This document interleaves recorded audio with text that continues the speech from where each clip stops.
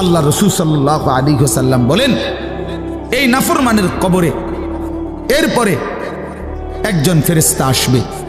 সেই ফেরেশতা এসে ইউদরাবু লাহু বিমিতরাকাতিম মিন হাদিদ, লোহার একটা মুগুর, লোহার একটা হাতুড়ি দিয়ে এই নাফরমানকে একটা আঘাত করবে। দরবাতান বাইনা উদুনাইহি, আঘাতটা দুই কান বরাবর মাঝখানে। নবীজি বলেন ফায়াসিহু সাইহাতান, বেঈমান তখন কবরে একটা চিৎকার মারবে, ইয়াসমাউহা মান ইয়ালিহি ইল্লা সাকালাইন, মানুষ এবং জিন ব্যতীত আল্লাহর সমস্ত সৃষ্টি নাফরমানের চিৎকারটা শুনতে পাবে।